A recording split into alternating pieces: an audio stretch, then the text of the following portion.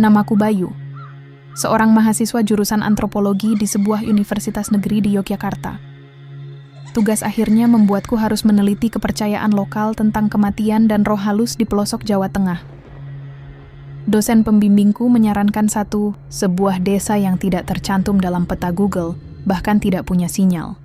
Namanya Desa Sendangarum Desa, yang katanya dihuni oleh orang-orang tua dengan kepercayaan kuno. Tak ada listrik modern, tak ada sekolah, tak ada masjid atau gereja.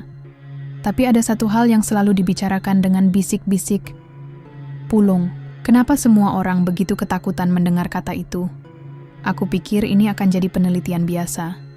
Ternyata, aku salah. Perjalanan ke Desa Sendangarum adalah pengalaman aneh pertama. Aku naik ojek dari terminal terakhir di pinggiran kota kecil. Sopirnya sudah menolak 2 kali sebelum akhirnya setuju, dan itu pun dengan syarat. Mas, saya cuma antar sampai batas hutan. Masuk desa itu, saya tidak ikut. Aku kira dia bercanda. Tapi ternyata tidak. Kami berhenti di ujung jalan berbatu. Di depanku, jalan tanah yang diapit hutan bambu. Gelap, meski masih siang. Langit mendung, dan udara dingin. Aku berjalan kaki sekitar 30 menit, hingga akhirnya melihat gapura kayu tua, bertuliskan, Sugeng Rawuh Nang Sendangarum. Dan sunyi sekali, seorang pria tua menyambutku. Ia mengenalkan diri sebagai Pak Darto, kepala dusun. Ia tidak banyak bicara, tapi ekspresi wajahnya, seperti sedang menyembunyikan sesuatu. Tinggallah di rumah itu, Mas Bayu. Sudah lama kosong, tapi masih layak pakai. Rumah itu besar, peninggalan kolonial. Catnya mengelupas, jendelanya tinggi dan kusennya berderit saat disentuh angin. Di dalamnya kosong, tapi ada aroma seperti menyan. Malam pertama di rumah itu, aku tidak bisa tidur. Aku mendengar suara gamelan. Terdengar sangat jauh, namun jelas. Suara saron, kendang gong. Seperti dari zaman lain. Padahal, di desa ini, aku tak melihat alat musik apapun. Aku mencoba menenangkan diri. Mungkin ini hanya efek kelelahan. Tapi menjelang pukul 3 pagi, aku melihat sesuatu dari jendela, langit merah. Tapi bukan merah senja. Merahnya seperti bara api. Dan dari kejauhan, ada cahaya melayang. Bulat, perlahan, seperti obor yang tidak dipegang siapapun. Bergerak pelan, menyapu langit desa. Aku berdiri, lama terpaku melihat cahaya itu. Lalu lenyap. Tak lama setelah itu, terdengar suara tangisan. Tangisan perempuan, tertahan, serak, dari belakang rumah. Aku memberanikan diri keluar, tapi yang kutemukan hanya pohon pisang dan angin dingin yang menusuk. Keesokan harinya aku mulai mewawancarai warga. Aku berjalan dari satu rumah ke rumah lain. Semua terlihat ramah, sampai aku menanyakan satu hal. Apa Anda tahu tentang Pulung? Seketika wajah-wajah itu berubah. Ada yang langsung menutup pintu, ada yang memalingkan wajah. Bahkan ada seorang ibu yang mendekatiku, pelan menatapku seperti melihat mayat hidup. Mas, jangan pernah sebut kata itu di sini. Kalau Mas lihat dan tahu, maka Mas nggak bisa pergi lagi. Aku merasa merinding. Tapi sebagai peneliti, aku tetap melanjutkan pencarian. Aku akhirnya mendatangi Mbah Surti, dukun tua desa ini. Rumahnya jauh di pinggir desa. Dindingnya penuh anyaman bambu dan hiasan dari akar-akar kering. Di dalamnya penuh asap. Ia tidak terkejut melihatku. Seperti sudah menungguku. Kowe ki wis didelok, le. Pulung wis ngerti awakmu. Sing weruh nganti telu. Bakal ilang jiwane. Ora mati, ning ilang.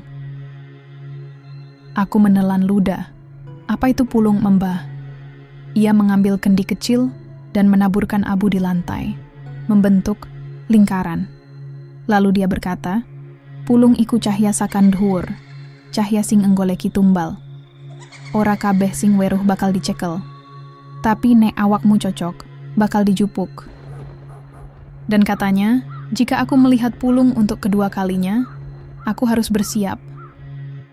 Malam kedua, langit kembali berubah, lebih merah dari sebelumnya.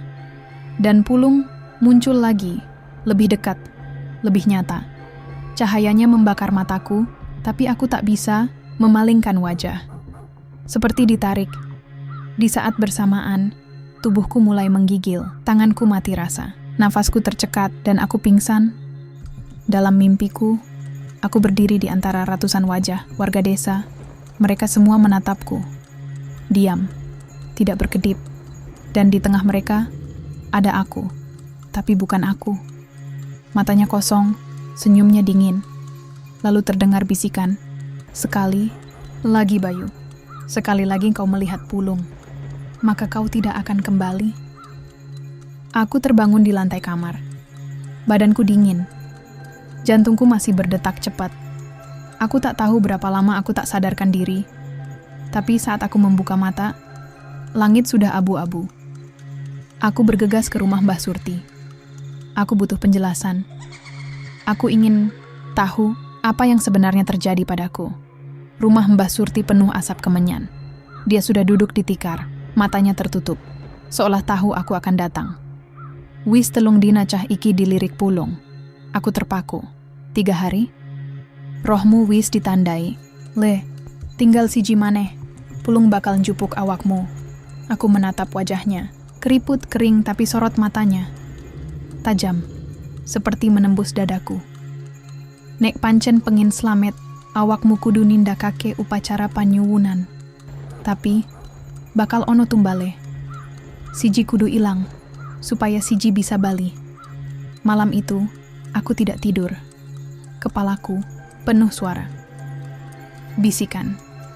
Tawa kecil dari balik dinding, suara angin yang membawa namaku. Bayu. Bayu. Jam menunjukkan pukul 2.47 pagi, dan cahaya itu muncul lagi. Tapi kali ini, tidak di langit, cahaya Pulung. Masuk ke dalam rumahku. Melayang perlahan dari loteng, menembus papan kayu, dan berhenti di depanku. Diam. Aku tak bisa bergerak. Mataku terbakar. Mulutku terbuka tapi suara tak keluar. Dan dalam cahaya merah itu, aku melihat sesuatu. Sosok bayangan. Aku, tapi tua. Kulitku legam, mataku kosong. Bayangan itu tersenyum dan berkata, "Waktumu hampir habis." Pagi harinya, Mbah Surti bersiap. Ia membawa kendi tanah, seikat bunga kantil, dan seekor ayam hitam. Upacara panyuwunan ora gampang. Nanging nek awakmu gelem, iso dicoba. Kami berjalan menuju sendang sepi. Mata air tua, yang katanya sudah ditutup puluhan tahun. Setelah membuka ilalang dan semak, kami sampai di mulut gua kecil. Suasana sunyi, terlalu sunyi. Mbah Surti mulai menabur bunga, menyembelih ayam lalu membaca mantra. Tangannya gemetar, suaranya serak. Pulung sing nglangut saka langit. Ojo njupuk wong sing durung wektu. Ning balekno maneh menyang jagatmu. Aku sing jaluk, aku sing bayar. Tiba-tiba, angin bertiup kencang. Dedaunan beterbangan. Langit berubah kelam. Dan, dari dalam gua, terdengar suara ratusan orang menangis. Aku mundur. Takut. Tapi Mbah Surti tetap duduk diam. Nek pancen pengen slamet, siji kudu ilang. Kowe kudu milih. Suara itu datang dari belakangku. Aku menoleh. Pak Darto berdiri di sana. Wajahnya pucat, matanya cekung. Ia berkata, "Kau yang dipilih, tapi bisa diganti. Orang yang lahir di hari dan jam yang sama bisa menjadi gantinya." Aku terdiam. Ada satu anak kecil, namanya Lintang. Lahir di waktu yang sama denganmu. Darahku membeku. Lintang, anak kecil yang kutemui kemarin. Umurnya mungkin 7 atau 8 tahun. Ceria, polos, sering bermain layang-layang di sawah. Kamu bisa memilih dia atau kamu. Malam itu aku tak bisa berhenti menangis. Aku berdiri di depan rumah Lintang, menatapnya dari kejauhan. Ia sedang duduk di tangga, menggambar bulan dengan krayon. Ia melambaiku. Aku tak sanggup, tapi aku tahu Pulung akan datang malam ini. Untukku, tengah malam, langit merah darah, Pulung muncul. Cahayanya lebih besar, lebih panas, menyilaukan. Aku berdiri di halaman, menantinya. Aku siap, bisikku. Tapi tiba-tiba, Lintang berlari ke arahku. Mas Bayu, Mas Bayu. Dan cahaya itu langsung menubruk tubuh kecilnya. Semua menjadi diam. Udara membeku. Lintang jatuh. Aku berteriak. Tidak! Kubawa tubuh Lintang ke rumah Mbah Surti. Tapi sudah terlambat. Matanya kosong. Tapi tubuhnya tidak dingin. Tidak juga hangat. Rohnya belum hilang, kata Mbah Surti. Tapi dia sudah bukan Lintang sejak malam itu. Aku tidak bisa tidur. Aku kembali ke kota. Tapi aku tahu, sesuatu ikut denganku. Kadang aku melihat Lintang, berdiri di pojok kamarku, diam. Kadang, aku bermimpi tentang desa itu. Dan, kadang, aku melihat langit jadi merah. Dan Pulung masih mencariku. Aku pikir aku selamat, tapi ternyata, aku hanya menunda waktuku.